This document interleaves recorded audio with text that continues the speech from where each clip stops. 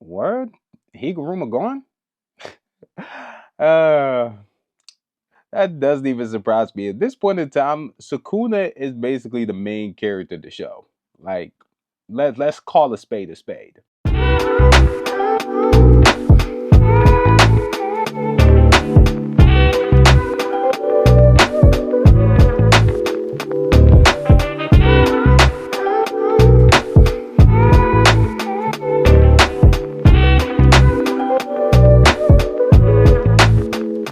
So Higuruma is utilizing domain amplification and his technique back and forth enough to the point where one isn't really obstructing the other. Sukuna has interest in him, right? Because he's doing it at the same level, well, roughly at the same level Sukuna's doing it. While Sukuna's using domain amplification against Gojo, he was doing it enough to the point where it wasn't antagonizing Maharaga's adaptation ability. Normally, you can't use domain amplification with your technique, but I feel like there's like an exception with certain people who, I won't say can, but do it well enough to the point where one doesn't take away from the other. And Higuruma's kind of showing that potential, and Sukuna calls this man by his full name. Oh man, you're not gonna tell me he put some respect on his name. Like, respect it, man. Respect it. I know a lot of y'all be watching my videos through YouTube recommendations, but y'all, I'd appreciate it if y'all hit that subscribe button and that like button so at least you can get these videos on notification. Come on.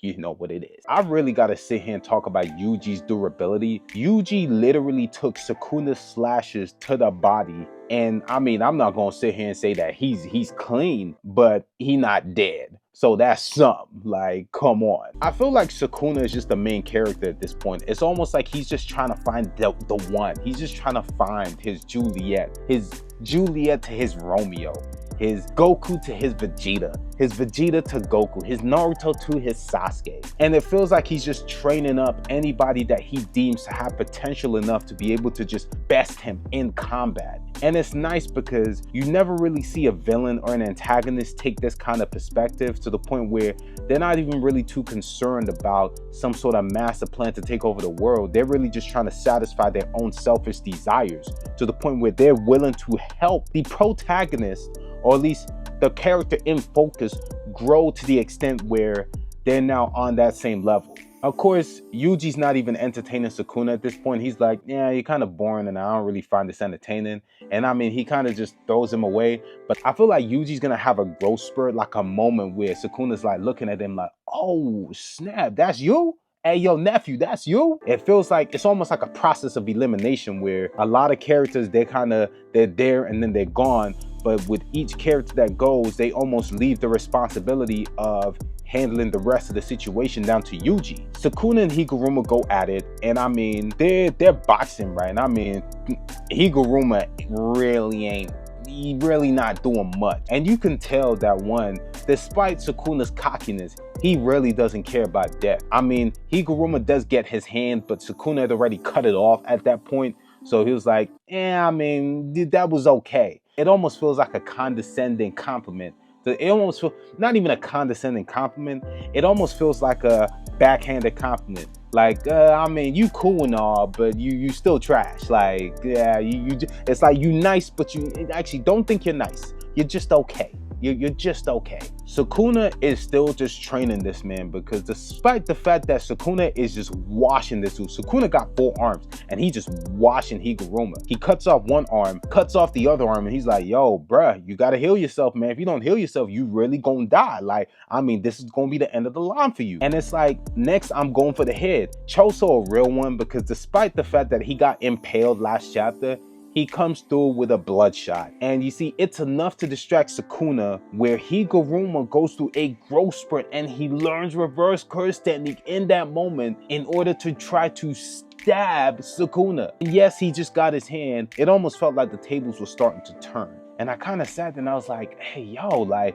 they really might. And then they kind of didn't.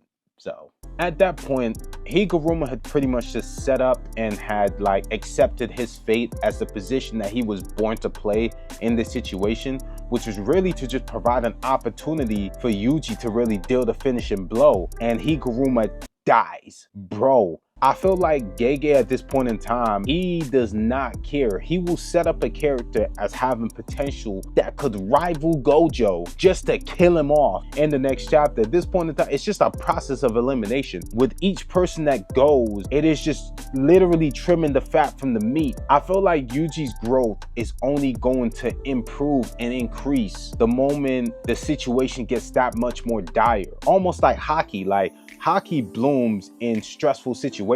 So when you're in a stressful, antagonizing situation, your hockey's forced to evolve. That's how Luffy learned Future Sight when he fought with Katakuri. I mean, Katakuri was knocking this man. It's like left and right, left and right, left and right. And then like, all of a sudden he got to the point where he was able to anticipate those blows because he was able to, you know, look into the future to some extent. I feel like that's how Yuji's gonna grow. This type of experience is nice because it's learning through experience. It's not even learning through like a book or like you said like a final or something. It's like, okay, like you just learning through experience and then that's how you grow. But the thing is that you can't really make any mistakes because if you make a mistake with Sukuna, well, you're gonna be dead. So I mean, I feel like at this point, as each character goes with each chapter, it almost feels like Yuji's gonna show his curse technique. Could be domain amplification, domain expansion. I mean, these are all techniques for special grade sorcerers. With the rate that Higuruma was growing, he would have been a special grade in no time. He's done more in 2 months than people have done in their lifetime. Like, think about it. He only just became a sorcerer 2 months ago.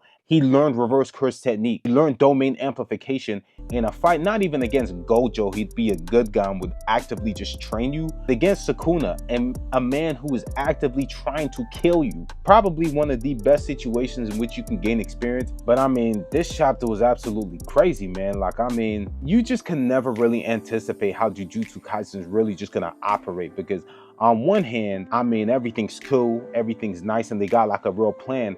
And then on the next hand, somebody dying.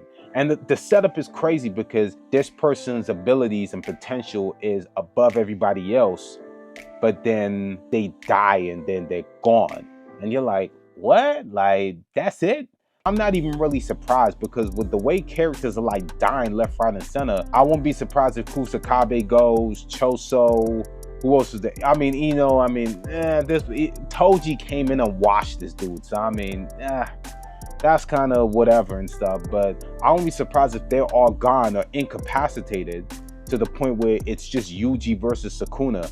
And I really want to see just Yuji get to that point where he finally gets acceptance and respect from Sukuna to the point where he's like, all right, I think you can give me a real fight. And I can tell you now, that decisive battle is going to be insane. It's going to be incredible, son. It's going to be incredible. But yo, that's enough for me. Like, comment, subscribe, and I'll holler at y'all later, man. Peace.